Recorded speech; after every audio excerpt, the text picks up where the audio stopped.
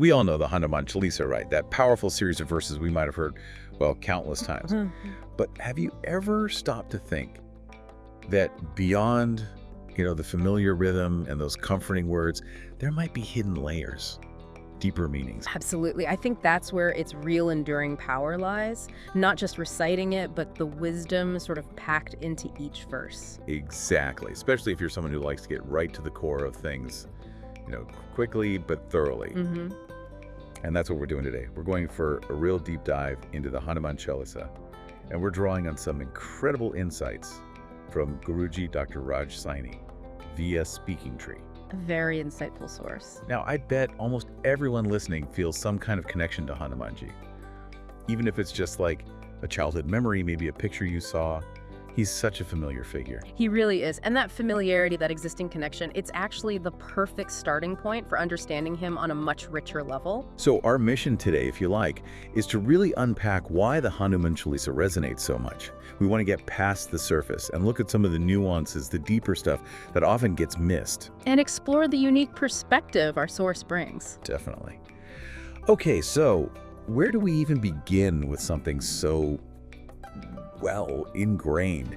How do we start peeling back those layers? Well, a really interesting place to start is often its origin story. There's a common assumption about just how old the Hanuman Chalisa actually is. Right, like most people probably figure it dates way back to the Ramayana with Valmiki and everything. That's what you think, yeah. But the reality is a bit more recent. It was actually composed by Tulsidas. Oh, okay. And that was maybe 500, 600 years ago, around the time of Emperor Akbar. Wow, okay, that's way more recent than I would have guessed. So what does that tell us? Well, it shows that while devotion to Hanuman is obviously ancient, this specific set of 40 verses, the Chalisa as we know it, it's Tulsidas' gift to us. Right. There's that popular story, though it's hard to verify historically. The one about him being in jail. Exactly. That he wrote it in jail and was supposedly freed by monkeys, Hanuman's symbols, of course. Whether that specific story is fact or legend, the point is Tulsidas masterfully compiled these verses, and tradition says each one holds a kind of secret. And it's different from, say, the Sundar in Valmiki's Ramayana, Yeah. which also focuses on Hanuman. Yes, very different. The Sundar, which means beautiful episode, is more like a detailed poetic account of Hanuman's incredible journey to Lanka. It's storytelling about his deeds.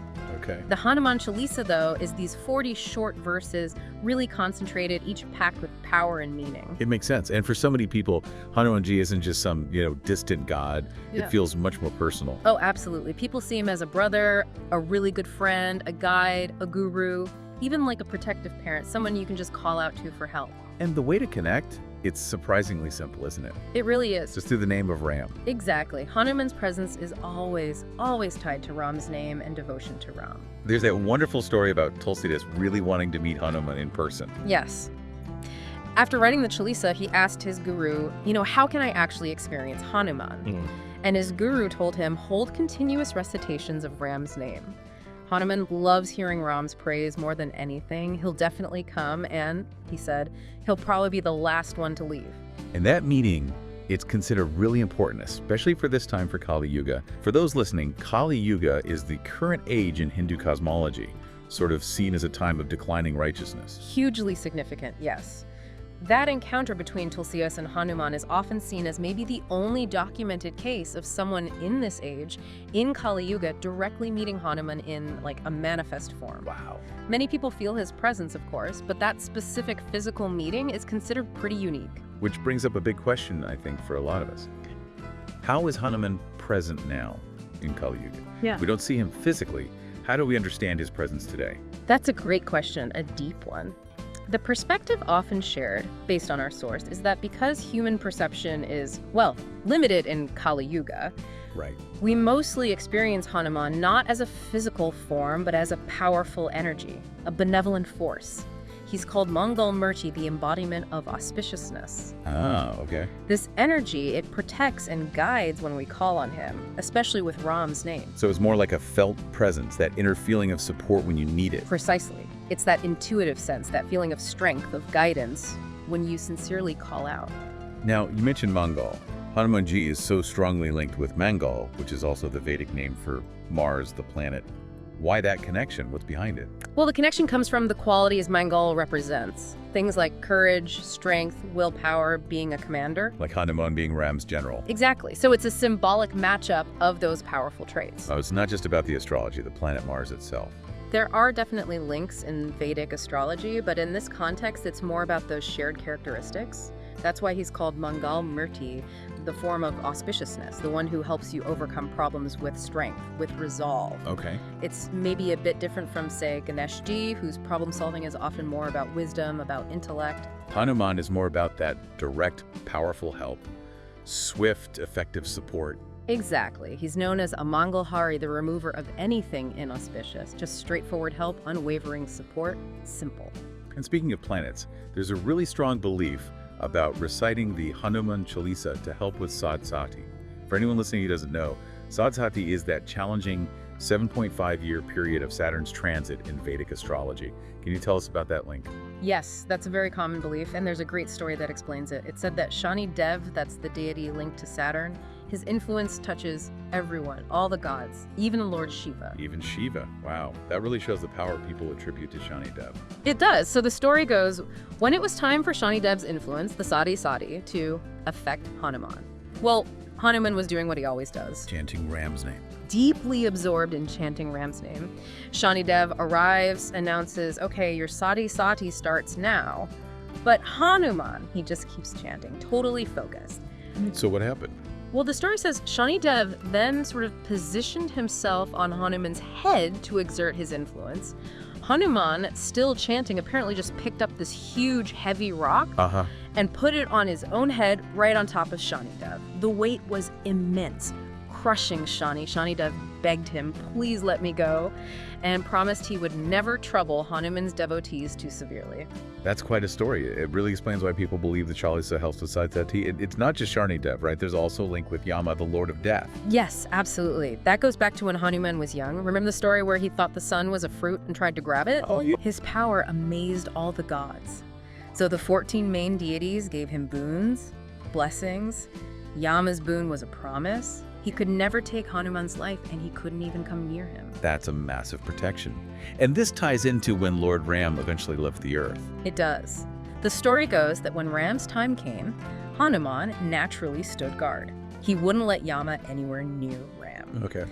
So Ram, knowing things had to proceed, found a subtle way. He dropped his ring, apparently down into Patala Loka, the underworld, and he asked Hanuman, could you please go fetch my ring? And Hanuman, being Hanuman, just went straight away. Instantly. Took a tiny form, went down to Patala Loka looking for this one ring. But what he found down there was, well, mind-blowing.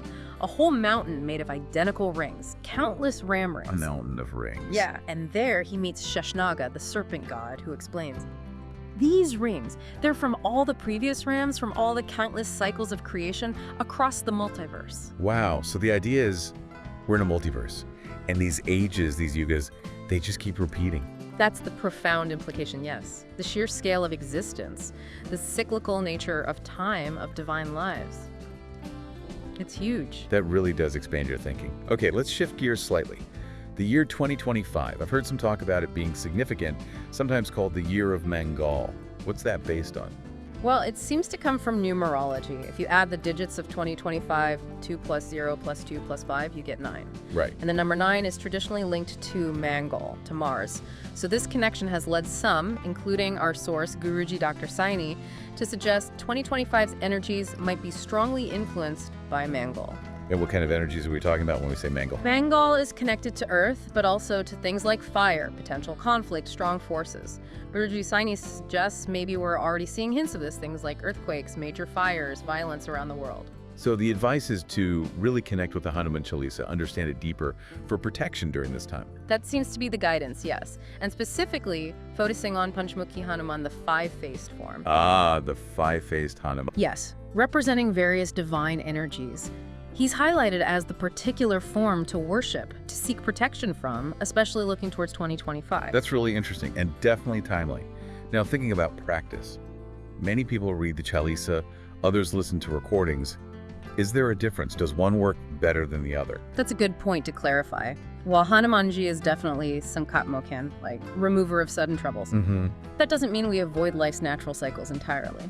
But regarding reading versus listening, the tradition often emphasizes reading it. The verse itself says, Joye pare, whoever reads this. Ah, reads it. So the act of reading is key. Yes, the physical act. And ideally, reading it aloud, so that the sound, especially the sound of Ram's name within it, is actually spoken, actually resonates. Okay. That active engagement, consciously reading and vocalizing, is thought to forge a deeper connection, bring more benefit than maybe passively listening, where your mind might wander off more easily. That makes sense, being an active participant. Okay, let's unpack some of those opening verses. It starts, Shri Guru Charan Saroj Raj. What's the deeper layer there? It's actually quite fascinating. We usually think Shri means Lord Ram, right? Yeah. But in this specific opening line, the understanding is that Shri refers to Sita Mata. Sita first. Wow, okay. That's subtle but important. It is. And then the next line, Raghuvar Vimal Jasu. Now, Raghuvar usually does mean Ram, but here, because Sita's grace is invoked first, Hanuman is kind of elevated to that status as Sita's devoted son. Ah, I see. It highlights her role and his relationship with her. Exactly. It shows the position Sita grants him through her blessings. Okay, what about Jai Hanuman Gayan Gansokar? Hail Hanuman, ocean of knowledge and virtue. Where did he get all that knowledge? Well, from several divine teachers, actually. Suryadev, the sun god, is key. Lord Shiva, too. The story with Suryadev is amazing. Hanuman wanted to learn from him, but Suryadev said, I'm always moving. Right, the sun never stops. But Hanuman wasn't put off. He just flew alongside Suryadev, matching his pace across the sky, learning constantly while the sun god kept moving. Incredible dedication. That really is dedication. And then, Jai Kapis Tihun Lokujagar, victory to the Lord of Monkeys, who illuminates the three worlds. Kapis meaning monkey lord. Right.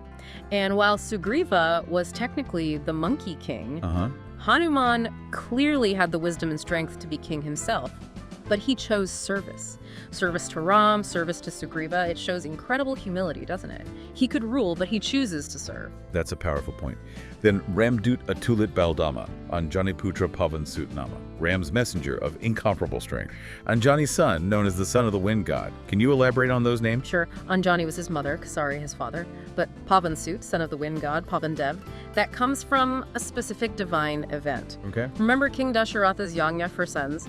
It produced this divine pudding. A piece was carried off by a kite, and Pavandev, the wind god, guided it to fall into Mata Anjani's hands while she was praying intensely for a son.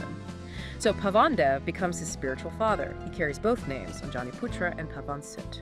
Beautiful story. Okay. Next. Mahavir Vikram Bajrangi, Kamati Nivar Sumati Kisangi. Great hero, courageous, strong-limbed, dispeller of negative thoughts, companion of wisdom. What about his earrings, the Canon Kundal mentioned later? The story of his earrings is quite something. It involves Vali. Sugriva's brother. Yes. Vali apparently feared the unborn Hanuman, maybe seeing him as competition or a threat, so he tried to harm him in the womb, sending poison mixed with 5 metals. Oh dear. But Hanuman, being an embodiment of Shiva's energy, wasn't harmed. Instead, those 5 poisonous metals miraculously transformed into his divine earrings, the Canon Kundal. They became symbols of his inherent power and purity. Turned poison into adornment. Incredible. And you mentioned Panchmukhi Hanuman earlier. Chalisa says, Sab sukla hai tumhari sarna, tum rakshak ahu ko dorna. All happiness comes from your refuge, with you as protector who needs to fear. That feeling of total safety, total refuge, is central, yes. Yeah. And the Panchmukhi form's origin is linked to Brahma doing intense penance, and Hanuman then defeating a powerful demon named Kalant down in Patala Loka. It really emphasizes his role as this ultimate protector. Which connects back to 2025. Exactly. That protector role feels particularly relevant for the energies discussed around 2025. Then we have Hafach or Dwaja Viraje, Kandamon Janu Sajay. Mace and flag shine in your hands. The sacred thread adorns your shoulder. That flag, the Dwaja, what's the significance there? The flag, the Dwaja, it immediately makes you think of the Mahabharata, right? Arjuna's chariot. Precisely. Hanuman was present right there on the banner of Arjuna's chariot throughout the entire battle. Wherever Krishna was, Hanuman was also there in spirit on that flag, giving strength, courage, protection. Wow. And there are just so many stories showing his immense power, but also his humility. Oh, countless stories, like him breaking Arjuna's bridge made of arrows, just like that. Or the time the gods apparently had to ask him not to defeat Ravana in one go, so Ram's own part in the story could play out. Right. And then testing Bhima's strength, pretending to be a weak old monkey whose tail Bhima couldn't even lift. I love that story. And didn't he help Bhima escape Parashurama once? Something about shivlings. Yes, that's a fascinating one. Bhima was running from Parashurama's anger. Hanuman, to help him, apparently plucked strands of his own hair and dropped them. Yeah. And each strand instantly became a shivling. Parashurama, being a devout Brahmin, had to stop and pay respects to each shivling. Buying Bhima time. Exactly, giving Bhima a chance to get away. So clever, so powerful. Then, Lay Sanjivan Lakanji. You brought the Sanjivani herb and revived Lakshmana. Yeah. A truly crucial moment. Absolutely pivotal. And the source mentions the original location of that herb is thought to be Moni village in India. Botanically, it's linked to Selaginella. Okay. And interestingly, that plant apparently doesn't grow naturally in Sri Lanka, except in one specific area, where a piece of the mountain Hanuman carried is said to have fallen. Another fascinating potential link between the story and the real world. Yeah. Okay. Shri Raghavir Harashi Urlai. Raghupati Kini Bahut Badai. Tumama Priya Harat Samapai. Lord Ram joyfully embraced you, praised you greatly, saying you are as dear to me as my brother Farad. This is so beautiful. It just shows how deeply Ram loved his brother Farad, who was incredibly devoted. And Ram is placing Hanuman on that same level of love and esteem, saying, "You are like Farad to me." It speaks volumes about Hanuman's devotion and Ram's recognition of it. Truly moving. Okay, nearly there. Mili Mutrika, Mili Mukmahi, Jaladi Langi Gai Acharaj Nahi. Taking the ring, putting it in your mouth. You leaped the ocean, no surprise there. Why put the ring in his mouth? Two main reasons are suggested. One, simply to keep it pure and safe during that incredible leap across the ocean. Makes sense. But perhaps more profoundly, by holding Ram's ring, his symbol, in his mouth, it's like he was constantly imprinting Ram's name on his tongue, reinforcing that constant remembrance, that non-stop chanting of Ram's name that defines him. That's a beautiful way to think about it. Connecting the action to his devotion. Which brings us to something you touched on, Jai Shri Ram versus Jai Siya Ram. You mentioned a difference. Yes. The source highlights that traditionally, Jai Siya Ram, putting Sita's name first, is often seen as the more peaceful invocation. Siya Ram. Right. It reflects Ram's gentle, tranquil nature, maybe like how we often say Radha Krishna. Chanting Siya Ram is believed to really draw Hanuman's protective, benevolent energy close. Whereas Jai Shri Ram. Also powerful, of course, but sometimes it can carry a slightly different energy, maybe more about strength or assertion, which isn't always the whole picture of Ram's essence. Saying Siya Ram keeps that peaceful aspect front and center. That's a really valuable distinction for people to know.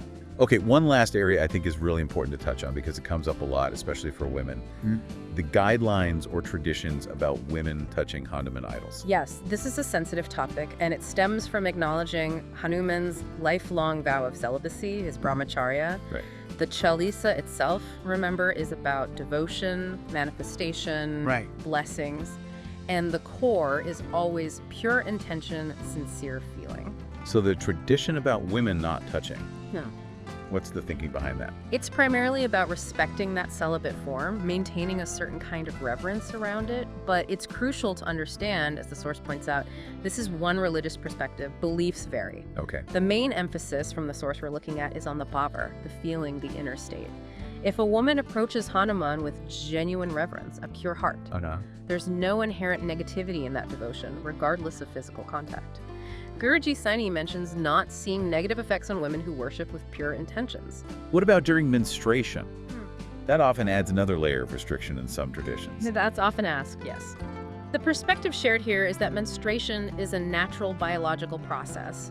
It's not seen as inherently impure in a way that should prevent devotion. So reading the Chalisa or visiting a temple during that time is okay. From this viewpoint, yes.